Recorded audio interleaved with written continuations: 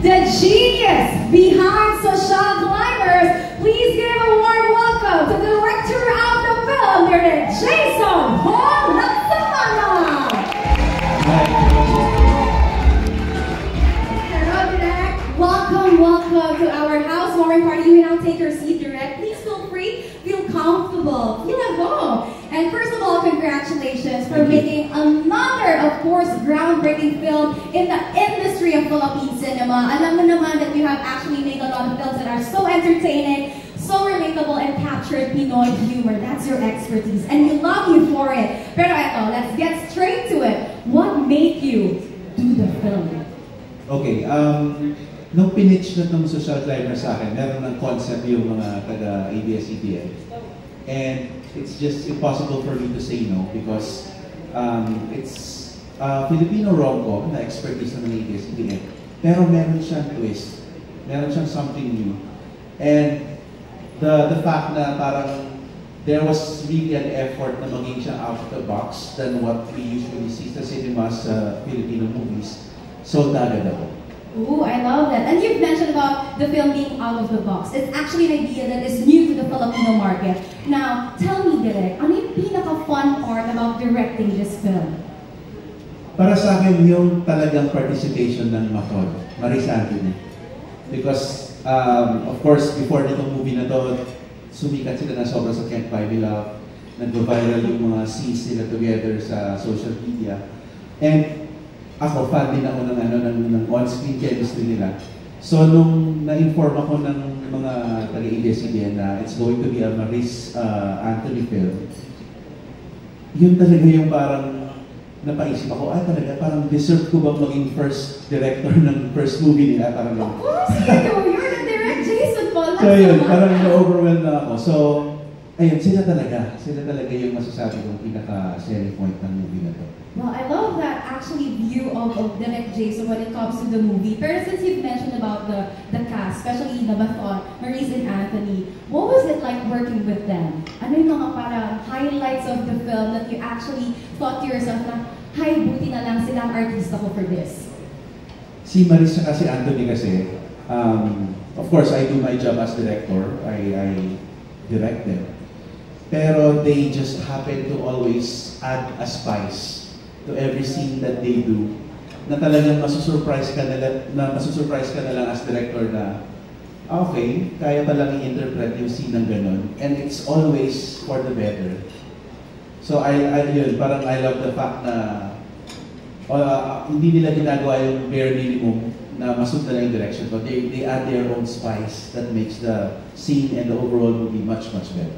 Well, it's one thing to see your vision coming to life, and it's another to see actors actually making your vision come true. And since you've mentioned about Maris and Anthony giving all their best, their ultimate when it comes to filming this movie, I'd like to know, Direk, what would you like naman the audience to actually learn from Social Climbers?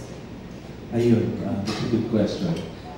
Siguro yung fact na true love between two people,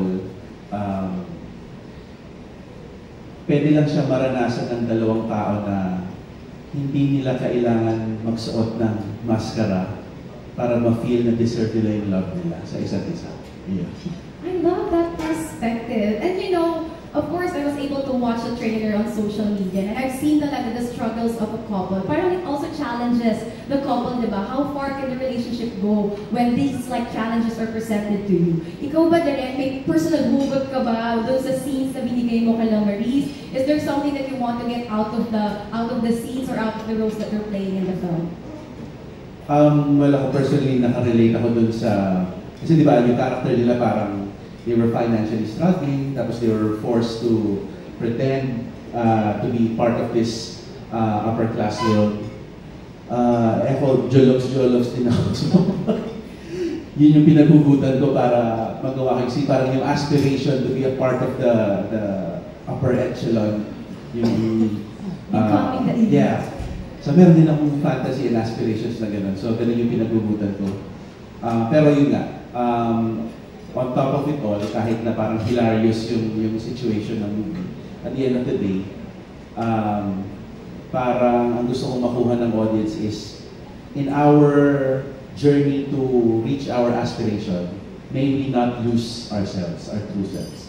I like that. I like that. Na sana when we get what we want in life, we did not lose ourselves. I love that perspective. Not since you mentioned naman, gusto mong i-highlight yung part na sabi mong jologs ka.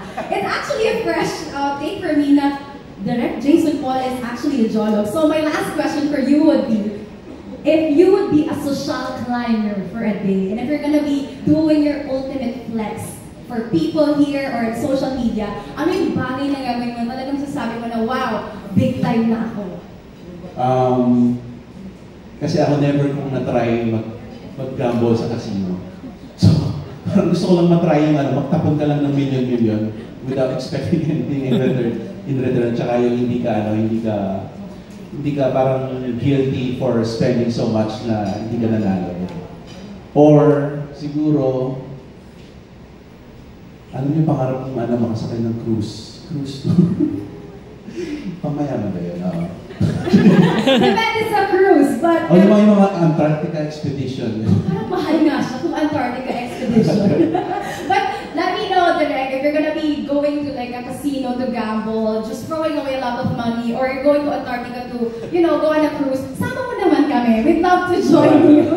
Once again, ladies and gentlemen, let's give it up for the director of the film, The Brilliant Mind, Direk Jason Paul Lacsamana. Palakpakan naman natin, everybody. Thank you very much, Direk, for coming here and for, sharing your ideas with everybody. It's actually a joy to have you here on stage of Social Climbers. Maraming salamat. Now go mingle with all the guests that we have here. It's a housewarming party. You deserve to have fun, Direk, grab some drink, and party the night away.